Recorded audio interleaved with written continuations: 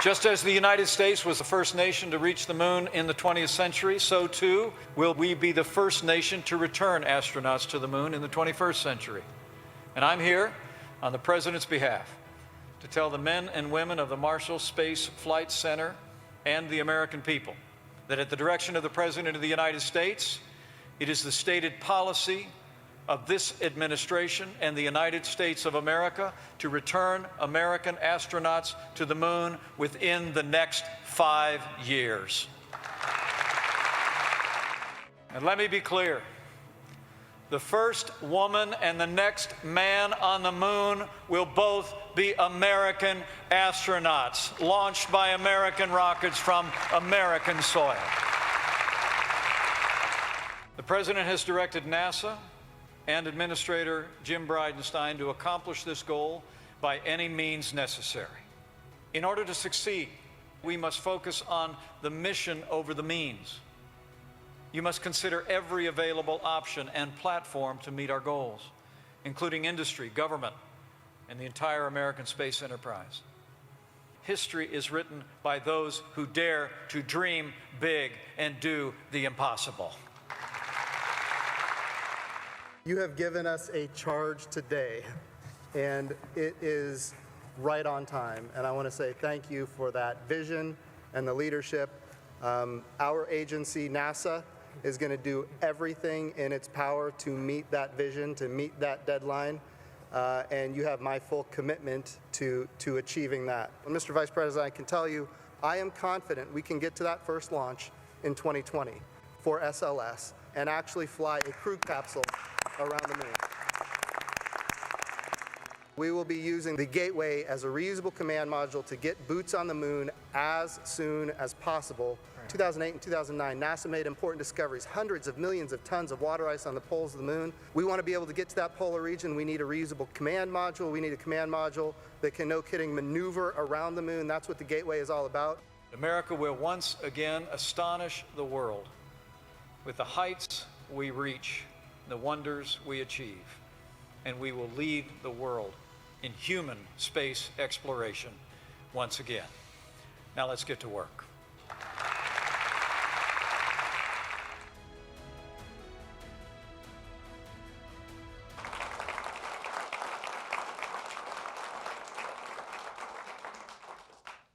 Well, as I said at the National Space Council, and as everybody here is aware, that was an amazing charge.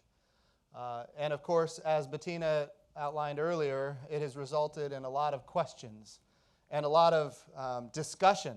And I will tell you more than anything, it's resulted in a lot of excitement, a level of energy, quite frankly, that I haven't seen in a long time, at least in my short, almost 12 months here. But I will tell you, this is what I know throughout history. When this agency is given a task by the President of the United States, and it is also given the resources and the tools, this agency can deliver. And what I want to talk about today is how that's going to be achieved. And there's not going to be, at this point, the answer is not going to be perfect, but the answer is going to be clear. There is an end state that is possible to achieve, and there is a way to get there. And I just wanted to make sure I had an opportunity at this point to talk to the NASA family about how important this objective is, and really just open the discussion, the dialogue about how we're going to be able to achieve it. So with that, I'm going to just go straight to questions, concerns. If people have ideas, I'm open to it. I have seen some of the online questions already. There is no shortage of questions. So if you don't feel like you want to ask, feel free not to. There's no way we're going to get to all of them.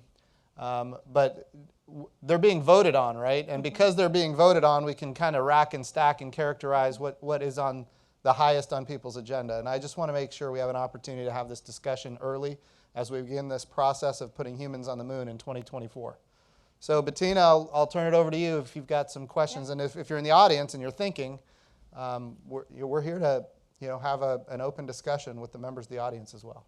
Great, thank you, Administrator. There are a ton of questions online. We're going to get to one of the top questions we have online, and then we're going to get headed to the room. Our workforce is not one to be shy, so I'm sure they're ready to ask their questions. So the number one question online is, will the administration and Congress back up this audacious goal with an appropriate influx of funding? will the administration and Congress. Based on what I heard from the Vice President at the National Space Council, he said this was a charge from the President, and he said he has tasked NASA and Administrator Jim Bridenstine to accomplish this task by any means necessary. I heard that loud and clear. He backed it up after that, and he said the mission matters more than the means. To me, that says we're going to need additional means. I don't think anybody can take this level of commitment seriously unless there are additional means. And so that's what I intend to support as we go forward. We think about the history of this agency. We can accomplish amazing things. But we also think about the history of the agency, and we see that in history, and I know there's a lot of questions about this as well. I've seen the online questions. The idea that from time to time in the past we've had an agenda to get to the moon, and then the resources don't materialize and it gets canceled. And then we have another agenda to go to the moon and the resources don't materialize and it gets canceled. I will tell you from my perspective, it is my objective to get the resources necessary to accomplish the objective. It is also my commitment to make sure people understand the history here and that we can have a great, ambitious goal, but without the resources, it won't be accomplished. Based on the comments that I've heard and the conversations I've had, the commitment from the administration is there. I can't speak for Congress, of course, but I will tell you I'll be talking to members of Congress about what the plan is. It's also true that before that happens, I'll be working with OMB to make sure that there is broad consensus throughout the entire executive branch before we go to Congress, because what we can't do is be divided as we go forward. And that broad consensus doesn't just include within the administration, it also includes bipartisan support in the House and the Senate. Again, if this is a divided task, it won't be achievable in the year 2024. So we've got to get that broad consensus. This is an all-of-America approach. It's a bipartisan kind of effort, and we can't do it one party over another, and we can't do it with divisions within the executive branch. And so my goal is to work with all players within the executive branch, within the House, and within the Senate to achieve the end state, which is boots on the moon in 2024. Great. With that, we're going to go to questions from the audience. Go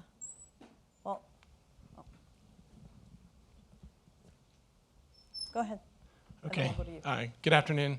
Hi there. My name is Patrick Murphy, and I work for the Space Technology Mission Directorate. And so my question is this. Last Wednesday, India held a anti-satellite test. Now this test created a cloud of orbital debris that's flying in low Earth orbit. And so when I think of orbital debris that they're tracking, it's the size of my fist, several pieces of that. Now, that's potentially of high risk to NASA assets, and more importantly to our NASA astronauts. What's NASA's reaction to that? Thank you. Oh, that's a great question, Patrick. And this is a town hall in and of itself. It is absolutely true that intentionally creating orbital debris fields is not compatible with human spaceflight. Here's what we know about the most recent direct ascent anti-satellite test that was done by India. We know that we have identified 400 pieces of orbital debris from that one event. That's what's been identified. Now, all of that cannot be tracked. What we are tracking right now, objects big enough to track, we're talking about 10 centimeters or bigger. About 60 pieces have been tracked. In other words, they've got a tracking number, and we're able to keep up with where they are. Of those 60, we know that 24 of them are going above the apogee of the International Space Station. That is a terrible, terrible thing to create an event that sends debris in an apogee that goes above the International Space Station. And that kind of activity is not compatible with the future of human spaceflight that we need to see have happen. We are charged with commercializing low Earth orbit. We are charged with enabling more activities in space than we've ever seen before for the purpose of benefiting the human condition, whether it's pharmaceuticals or printing human organs in 3D to save lives here on Earth, or manufacturing capabilities in space that you're not able to do in a gravity well. Like, all of those are placed at risk when these kind of events happen. And when one country does it, then other countries feel like they have to do it as well. So, Patrick, I'm with you. I get it. I understand it. It's unacceptable. And NASA needs to be very clear about what its impact to us is. Now, we're learning more and more every hour that goes by about this orbital debris field that has been created from this anti-satellite test. Where we were last week with an assessment that comes from NASA experts as well as the Joint Space Operations Center, I guess it's the Combined Space Operations Center now, the CSPOC, was that the risk to the International Space Station was increased by 44%. The risk, and I'm talking about small debris impact to the International Space Station, the risk went up 44% over a period of 10 days. So the good thing is it's low enough in Earth orbit that over time this will all dissipate. You go back in time, 2007, direct ascent anti-satellite test by the Chinese. All of that orbital debris is, not all of it, but a lot of it is still in orbit, and we're still dealing with it. And we as a nation are responsible for doing space situation awareness and space traffic management, conjunction analysis for the entire world, and we're doing it for free, compliments of the taxpayer of the United States of America, from an orbital debris field that was created by another country. Why do we do that as a nation? Because it's the right thing to do, because we want to preserve the space environment. And I know why you asked the question, Patrick. The Space Technology Mission Directorate. You're responsible under Space Policy Directive 3, signed by the President of the United States, for the first time in American history, for building the technologies and the capabilities ultimately to ensure that we can track this kind of debris in the future at a better state than we can right now. With the United States Air Force and Strategic Command right now, they've got a lot of different programs in place. The Space Fence, right now we're able to track about 23,000 pieces of orbital debris, things that are 10 centimeters or bigger. With the Space Fence coming online, we're going to be looking at hundreds of thousands of pieces of orbital debris. Some people say 200,000, some people say 500,000. Bottom line is we don't know. What we do know is whatever it looks like, it's going to be scary. And what we have to do is we have to get a lot better at figuring out how to reduce the bubbles around each one of those objects in low Earth orbit that could put at risk the International Space Station, so we don't have to constantly be maneuvering the International Space Station. I guess the point is this: NASA has a role to play here, especially when it comes to protecting the lives of our astronauts. NASA has a role to play here when it talks about the new technology, the new capabilities under Space Policy Directive 3, signed by the President, to make sure that our people are safe and that our hundreds of billions of dollars worth of assets in low Earth orbit are safe. And we have a role to play with the Commerce Department. Under Space Policy Directive 3, space situation awareness, space traffic management is not going to be done by Strategic Command anymore. It's going to be done by the Commerce Department, which I think is a great move, because this is not just about national security, it's about economic development. How that gets developed, of course, again, that's another town hall. But at the end of the day, we need to be clear with everybody in the world. We're the only agency in the federal government that has human lives at stake here. And it is not acceptable for us to allow people to create orbital debris fields that put at risk our people. I want to anchor here, because there's probably people here sending tweets and all kinds of things right now based on my comments. Know this: while the risk went up 44%, our astronauts are still safe. The International Space Station is still safe. If we need to maneuver it, we will. The probability of that, I think, is low. But at the end of the day, we have to be clear also that these activities are not sustainable or compatible with human spaceflight. So thank you for the question. Again, we'll do a whole nother town hall about this and the vision NASA has ultimately for how situational awareness and space traffic management should unfold in the future. But Patrick, that's a great point. Great. We're going to take one more question from the audience. Hi, Jim Green, NASA Chief Scientist. To go to the moon in 5 years, we need to focus.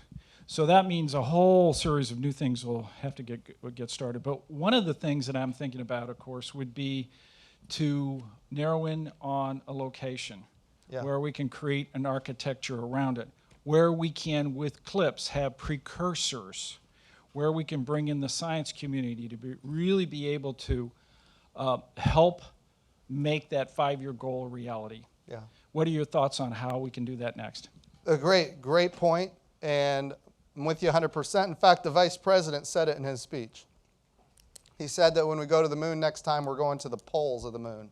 In fact, the South Pole specifically is what he said. So the reason for that is that's where the resources are. The President's first space policy directive says to go to the moon, go sustainably, go with commercial partners, go with international partners, and he said to utilize the resources of the moon. That resource utilization, that's a new policy for the United States in history. What does that mean? Well, we know that there's water ice at the poles of the moon. We know that that water ice is life support, it's air to breathe, it's water to drink, and in the future, it could in fact be fuel. It's hydrogen and oxygen, same fuel that powered the space shuttles, same fuel that will power the SLS, and it's abundant in hundreds of millions of tons on the surface of the moon, at the poles specifically. So what we have to do with these, as you identified, the CLIPS missions as precursors, we want to get those going very soon. We're not delaying, we're moving out fast. We believe that there are commercial partners out there that can deliver on that. We need to characterize where the best value is for the missions that we do to the surface of the moon. And with CLIPS, and in fact, even EM1, we can actually put things on the surface of the moon to do characterization of where would be the best place to go.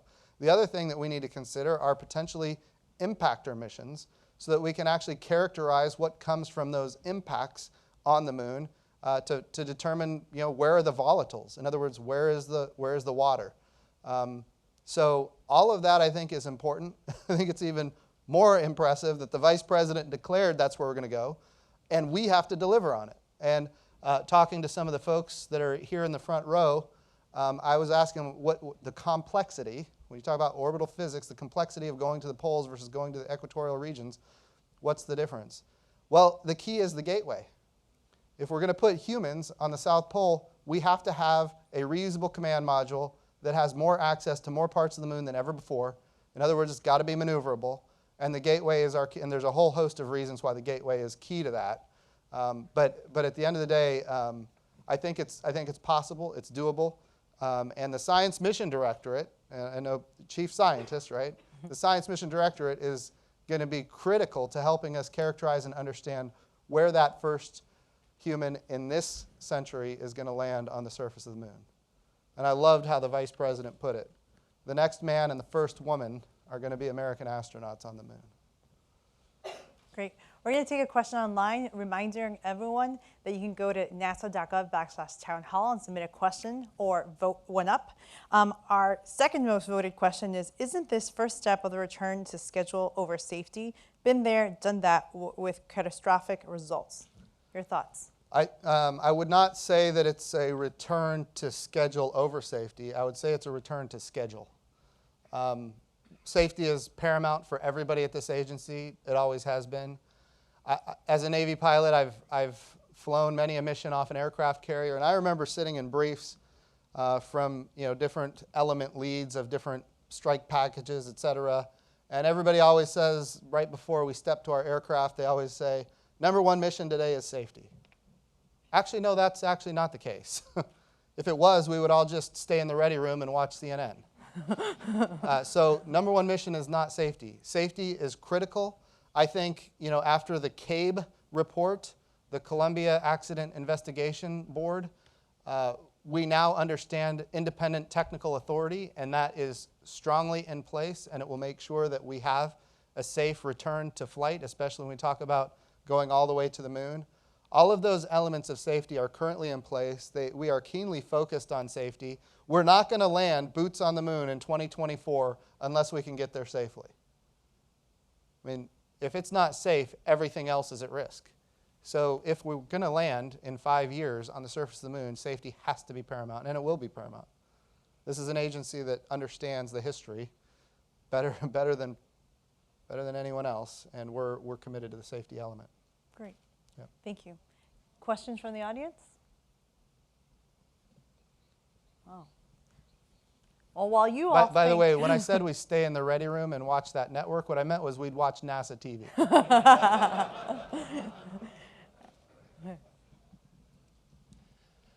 Steve Clark, Science Mission Directorate. I have a slightly different question. Recently, the FCC decided to auction off certain bandwidths to support the 5G initiative here in this country. And from the SMD standpoint, we're very concerned because one of the bandwidths is the 23.8 gigahertz frequency that our Earth science researchers use and our NOAA colleagues use for critical microwave sounding data for terrestrial weather forecast. Right. So what I'd like to know is what is the agency doing to address this, what we really feel is an alarming issue at this point? It is. A couple of things to keep in mind. Number one, you're absolutely right when it comes to characterizing the water vapor in the atmosphere. We have to have access to that 23.8 gigahertz. What they're auctioning, or what they have already auctioned, is a frequency range right next to that. The concern becomes what is the splash into our frequency range that comes from that, the interference, if you will. And there's a whole host of things that go into that. The power out, how many cell towers are going to be placed around the globe, or at least throughout our own country. Those cell towers and the power out and all those things that result in interference into our part of the spectrum that is so important to characterizing weather forecasting. You are correct that given what we understand that they're looking at as far as power requirements, we're at risk. And I will characterize it this way. I was in the House of Representatives. Actually, it was before I was in the House of Representatives. I was in the House of Representatives when we passed the appropriation bill to augment Hurricane Sandy, the augmentation to the appropriation bill for Hurricane Sandy.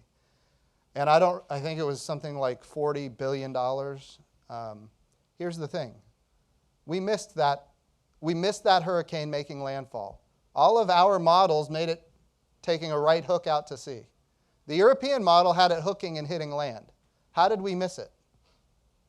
Well, we missed it not because the model was bad, although a lot of people said that. I eventually became chairman of the Environment Subcommittee. We missed it because the data was bad. We didn't have enough data, and we didn't have the best data. The Europeans had better data than we had, and that ultimately resulted in them knowing that that hurricane was going to make landfall. And because of them, we were able to evacuate the right people and maybe even not evacuate the wrong people, which also has an economic impact. So my point is, Steve, I get it. This is a big deal for this agency.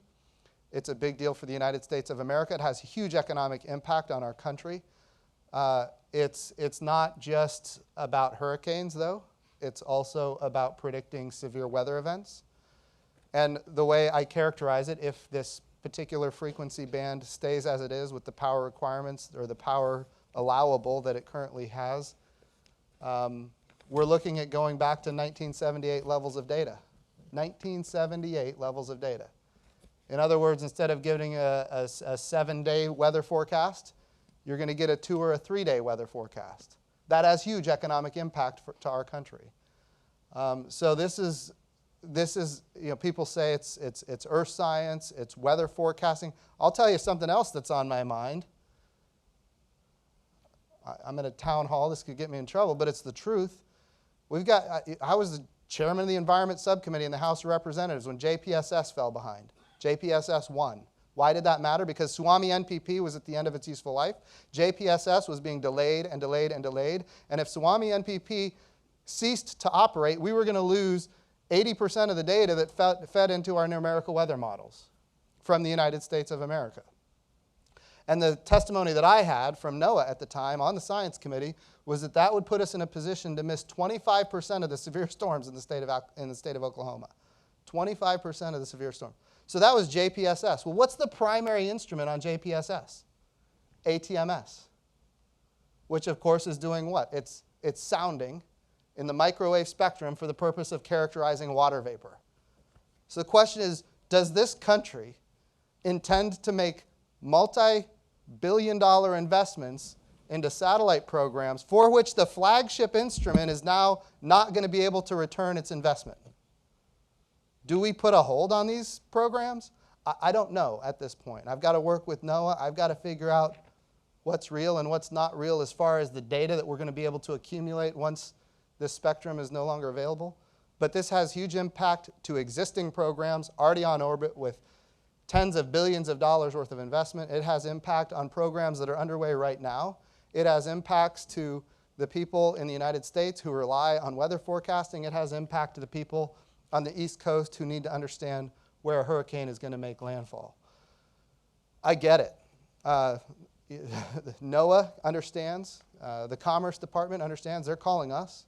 So we've got to figure out how we're going to continue the missions that we've been tasked to accomplish under this kind of new environment. And I don't know at this point. I'm going to be honest. We've got to figure it out. But it's a big deal, and it's important, and we're going to continue working on it. The key is, Steve, to your point, what are we doing about it? Dialogue. We need to communicate with all parts of the federal government about why this is a challenge and figure out how we're going to deal with it, because it's going to have a big impact. Thank you for that question. Thank you, Mr. Administrator. We're looking at the questions on nasa.gov/town hall, and we're seeing a theme, so we're going to combine some. Vice President Mike Pence said, NASA must transform itself into a leaner, more accountable, and more agile organization. He also said, if NASA is not currently capable of landing American astronauts on the moon in 5 years, we need to change the organization, not the mission. What does this mean? Do you think NASA will meet the 2024 deadline? And how specifically can NASA be reformed to meet these ambitious goals? The answer is, do I believe we're going to meet the deadline? Absolutely. And that's a point of emphasis, because here you have an administration that declared we were going to land humans on the surface of the moon during the time which that administration might potentially still be in office. That's a very serious declaration. Even if you go back to John F. Kennedy's day, he said by the end of the decade, which guaranteed he would not be in office by the end of the decade. That's a 10-year horizon. So this is a very serious proposal to make it happen and to get it done. I hear the comment all the time about Lucy and the football. Lucy and the football. I've heard it since I've been here probably, I don't know, a couple of 100 times. This is not Lucy and the football. In the executive branch, people are very serious. We're going to the moon, and we're going fast, and we're going with international and commercial partners. So I don't want to discount how important that question is. Do I believe it's possible? Absolutely. Why? Because you're here. You're the ones that are going to make it possible. You're the ones that are going to... This is a once-in-a-lifetime opportunity. I hope everybody here takes that away. This is an opportunity for people in this room and people watching from across the agency to say where you were when you're talking to your grandchildren or your great-grandchildren. This opportunity before us is something we haven't had in a very long time, saying we're going to go to the moon and we're going to go within 5 years. It's never happened before, but now it has happened. So yes, we're going to do it. The Vice President is correct. If we have to reorganize, we're going to reorganize. And a lot of people are familiar with the new Moon to Mars Mission Directorate, and that is a part of this initiative, which is, when we talk about operations and we talk about development, those are two very different kind of capabilities. And I don't ever want to say that spaceflight is somehow normal, but when we talk about operations, we're talking about existing hardware, existing capability, and a cadre of people that are trained and prepared and ready to go do these activities. When we talk about development, we're talking about things that have never been done before. And we're talking about brand new things that require a whole different skill set than operations. Not that there's not a lot of overlap, I believe me, there is. But what we're talking about here is a mission directorate focused on development. But we don't want to call it the Development Mission Directorate, because what mission is development? It's not a mission. This is the Moon to Mars Mission Directorate. It's focused on ultimately getting us to the moon with an intent to retire risk, prove capability, prove technology, and then reuse as much of that capability and technology for a mission to Mars. That's what the Moon to Mars Mission Directorate is all about, and it's different than human operations, which is now going to be a separate mission directorate. As far as, I think a lot of people heard the Vice President say that we're not committed to any one contractor. That is 100% true as well. At the end of the day, we're going in 2024. And whatever that takes, the Vice President said, by direction of the President, that any means necessary, and that the mission matters more than the means. And we're going to the South Pole. So that's the goal. That's what we're trying to achieve here. And not trying, that's what we're going to achieve. And this is a great opportunity for everybody in this room. Great. So recently, during your workforce message that we sent out last week, you mentioned the top lines of a 2-week review about commercial options for the Orion. Can you give us some more details of the review? Okay, so the review of commercial options for the first launch of Orion around the moon. So good question. This could take a little bit of time, but I'll try to put it in a nutshell. Here's the thing. The SLS with an Orion crew capsule and a European service module was intended to launch in December of this year, December of 19, with a no later than date of June of 2020. That slipped significantly based on a brief that I got from Boeing and others. And since that slipped significantly, and we're trying to accelerate, I said, okay, we're going to look at all the options. What is the trade space to put Orion around the moon with the European service module and test it?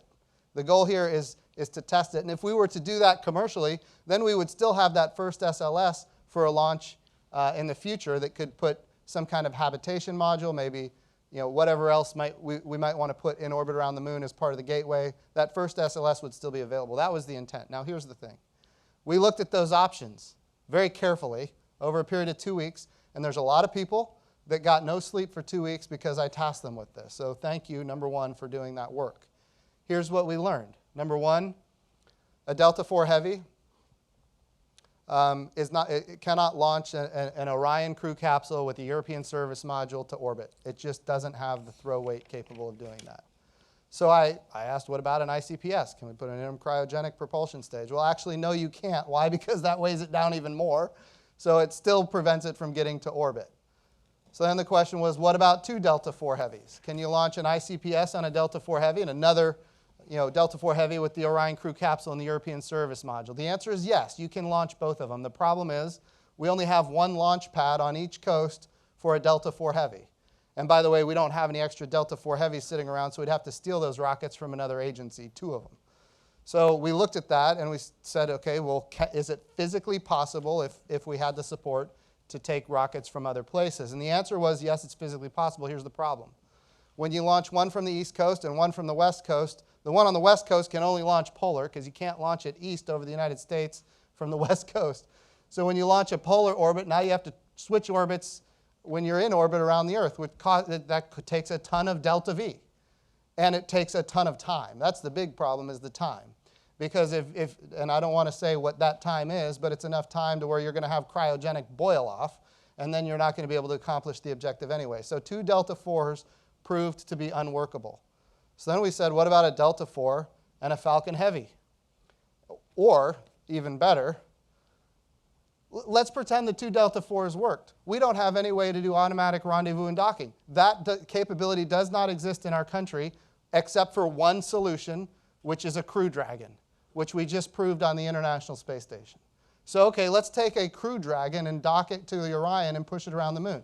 We'll launch the Crew Dragon on a Falcon, and we'll launch the Orion and European service module on Delta IV Heavy. Can we do that? Put them both on the pad. By the way, I was for it because the visuals would be beautiful.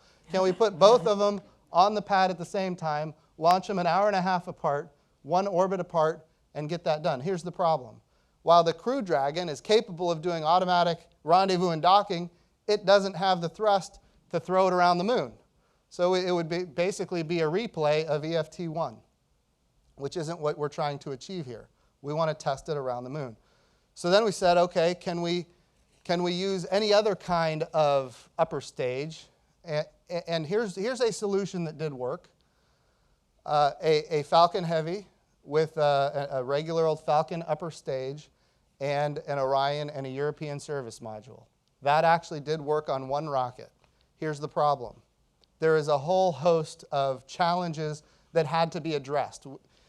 We talk about a Falcon being launched. Everything is integrated horizontally, and then the erector arm makes it vertical. Well, you put an upper stage with a European service module and an Orion on top of that. Making it vertical is extremely difficult. It would take a lot of changes to that erector arm. By the way, then the European service module would not have any of the hypergolics on it. So now you have to load the hypergolics in the vertical, which means that the launch pad itself would have huge changes that would need to be made. On top of it all, we're talking about putting a massive fairing on top of a Falcon Heavy, and that massive fairing, of course, is going to create some kind of shock wave as it goes through max Q, and those shock waves are going to impact the side boosters on a Falcon Heavy in ways that right now we don't even know, which means we got to go back into wind tunnel testing. At the end of the day, while that option was attractive and possible, there was so much risk and so much cost and so much schedule involved that it wouldn't accelerate on either cost or schedule. But here's the thing. It could be used in the future if we could get through all of that. The one downside of that is that it barely made it around the moon. It is true we could get around the moon, but it would be a free return trajectory, and there'd be no possible way to insert at the moon into an orbit. Not even a near rectilinear halo orbit, which is, of course, where the gateway would be. So even that capability was limited. That was not the right solution either. I know we're getting short on time, and this is more detail, but I think there's people here that are interested in this. At the end, there is another solution out there, a Falcon Heavy with an ICPS at the top. Talk about strange bedfellows. A Falcon Heavy with an ICPS at the top, with a European service module and Orion crew capsule. That ultimately has the ability to put us to potentially, gosh, Gerst is going to be so mad at me for saying all this. But at the end of the day, by the way, none of this was cleared by Gerstenmaier. He's still the best rocket scientist that we have. No insult to anybody else in the room. So going back to at the end of the day, there is a solution here that could potentially work for the future. It would require time, it would require cost, and there is risk involved. But guess what? If we're going to land boots on the moon in 2024, we have time, and we have the ability to accept some risk, make some modifications. All of that is on the table. There is nothing sacred here that is off the table. And that is a potential capability that could help us land boots on the moon in 2024. I don't want to take away for 1 second the best option to get us to the lunar orbit as soon as possible is SLS and an Orion with the European service module. There is nothing that beats that capability, and right now what we're doing is everything possible to accelerate that. So instead of doing things in series, we're doing things in parallel. I'm going to anchor here. We've got some time. We've got 15 more minutes. Here, and by the way, when I went 1 minute over, when I did the budget rollout, they chopped me off on time. So I'm going to end right on time. They just did a hard cutoff. So I'm going to make sure that I don't do that again. Don't go over time on NASA TV. They will cut you off. It doesn't matter. It doesn't matter if you're the administrator or not. They're cutting you off. So the SLS and the Orion crew capsule, the European service module, is the best solution. We have to accelerate the SLS. How do we make that happen? The engine section ended up in the critical path. That's what happened. The engine section, and everything has to be stacked on top of the engine section. So given the property, plant, and equipment that we had, we were stuck on the engine section, and we can't integrate the hydrogen tank with the oxygen tank, the inner tank, and the fairings. They couldn't be integrated with the engine section. So what do? We just bought hardware that's going to help us integrate horizontally all of those components for an eventual so in other words, we can continue working on the rest of the rocket while the engine section is caught in the critical path. That's going to accelerate our schedule by a number of months in a very positive way. Then what we're looking at is ultimately how much testing do we have to do. We don't want to do anything that is absolutely not necessary. There's a lot of tests that we'd like to do, a lot of tests that we would love to see the result of. And we talk about a flight envelope. We want to test it at every single part of that flight envelope in the extreme. Friends, the question is, what does it take to be qualified to fly? We don't have to test everything to failure. What does it take to be qualified to fly? Those are the questions that we need to answer. And if we can accelerate, whether it's the green run test, we have other capabilities. We're talking about space shuttle main engines here. These are RS-25s. They've got millions of seconds of test on top of 130 shuttle flights with 3 engines each. That's a lot of flight time on these engines. Now they have digital controllers. Digital controllers enable them to accept very high off-nominal fluid flows, whether it's liquid oxygen, liquid hydrogen. So the question is, how much off-nominal can they accept?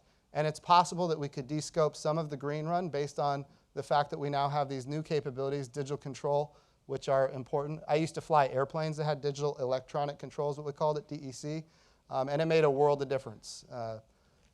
Again, I'm not saying that an airplane is the same as a rocket. I get it, it's different. And all the rocket engineers are like, yeah, an airplane, whatever. But it does help, it makes a big difference, and I think it's important for us to understand that it might not be necessary. Again, I'm taking nothing off the table, and we're not going to compromise safety, going back to a previous question. But the question is, what do we need to do? And anything we don't need to do, we can delay. There's future launches, there's future things we can test, but right now, how do we get boots on the moon in 2024? That's our focus. Thanks for the question. Great. We're going to take one more of the online questions, then we're going to go to the audience. Besides SLS and Orion, what other critical hardware needs to be designed, built, and tested for a lunar mission? The Gateway, what are is it the Gateway? What are our plans building a lunar lander? It seems we might need one of those pretty soon. Yeah, we might need a lander pretty soon. Yes, that is true. Whoever said that, you are correct. In fact, if you could deliver one yesterday, I'd appreciate it. So what other hardware needs to be developed? This is, I guess, another important point.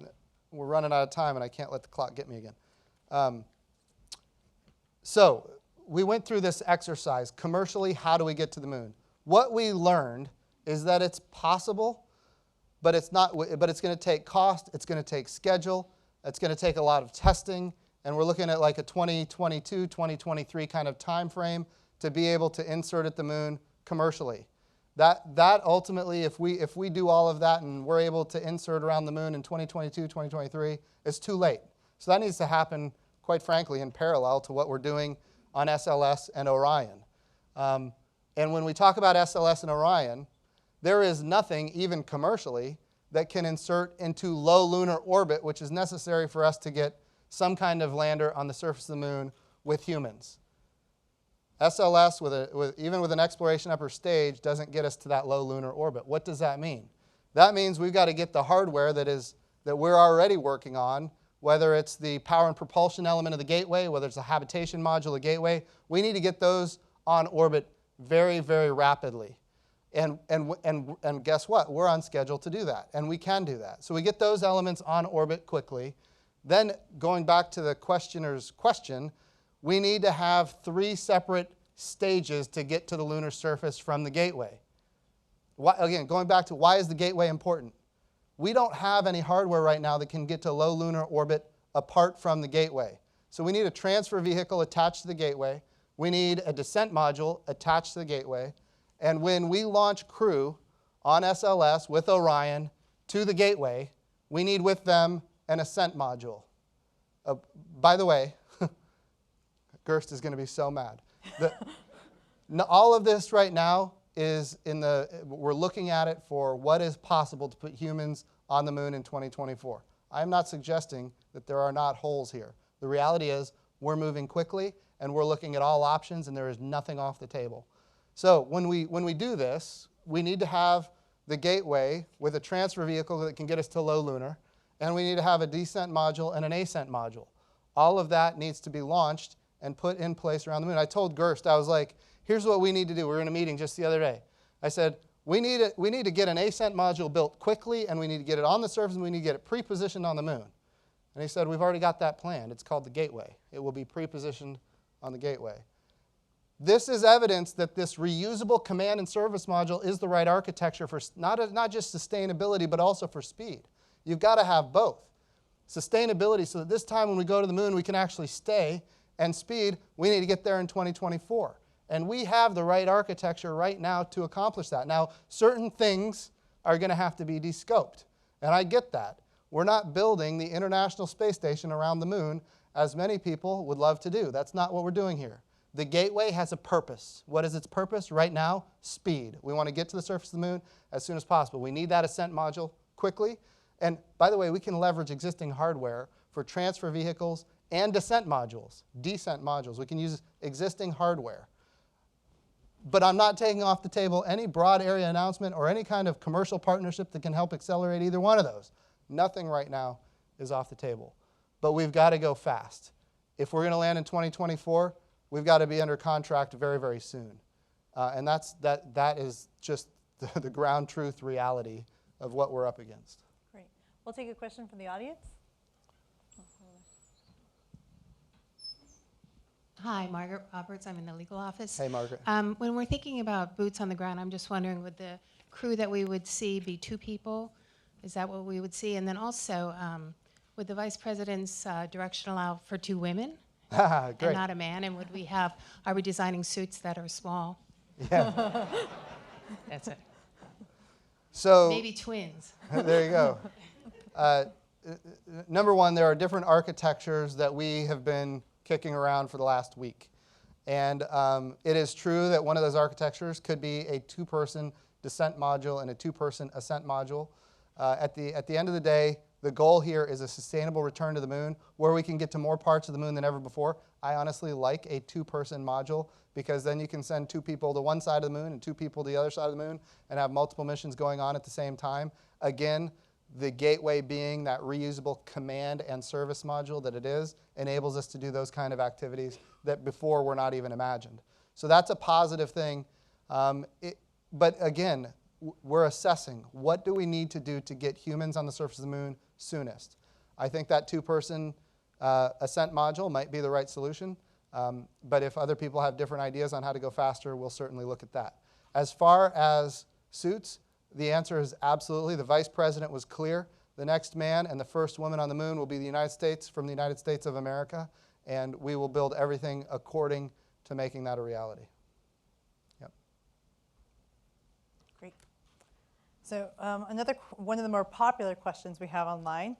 Over the past 15 years, the agency has been directed to go to the Mars, then the moon, then an asteroid around the moon, then Mars, then the space station around the moon, and now the moon again.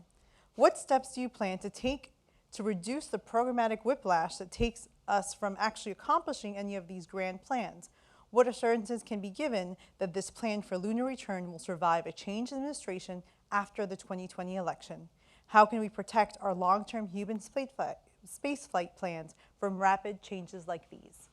Oh, man, a lot in there. So the answer is one of the things that I did when I was in the House of Representatives is we voted on the NASA Transition Authorization Act, which made sure that we kept a constancy of purpose going from one administration to the next administration. So Congress has a role to play here that has been very successful in the past. Congress hasn't always been successful in doing that, but in this particular case, there was bipartisan support for keeping a continuity of purpose. And because of that, we now have these options available to us. But this questioner is exactly right. If we throw out all of the things that we're doing right now and start with a clean slate, number one, we're never going to get to the moon in 2024, and number two, it won't be sustainable, which are the 2 objectives right now. So Congress has a role to play here, but I think the other thing that's important is when you have administration support that is saying this is going to be accomplished potentially while we are still in office, that's the level of certainty that has not existed in the past. I will also say that this is not a political or a partisan thing at all. People say, John F. Kennedy got us to the moon. Well, it's Richard Nixon's name on that plate on the surface of the moon because he was in office when the event actually happened. This is not political or partisan. This is about achieving something and having people held accountable to those achievements during the time in which they serve, including me. Guys, that's on me, right? I have to achieve this. We, as an agency, have to achieve this, and I think it's good leadership. So I don't think we're going to be cast to and fro on this one. I think we're going to go to the moon in 2024. And by the way, we talk about bipartisan support. We have to have it. This can't be a one-party only kind of agenda, and I'll tell you why. Because when you think about the budgets coming up, there's a high probability that we're going to end up in a continuing resolution. And if we end up in a continuing resolution, it makes it very difficult to achieve what we're trying to achieve. We can't get a new ascent module under a continuing resolution. We can't get a descent module under a continuing. We can't get to the surface of the moon under a continuing resolution, which means we have to have as an agency an anomaly to the Commerce, Justice, Science Appropriation Bill. Well, that anomaly needs bipartisan support or it's not going to pass. This is not a partisan or a political thing. Nobody knows what the world is going to look like in 2024. All we know is that we have an agenda to get to the moon in 2024. Great. We have time for one more question. Anyone from the audience?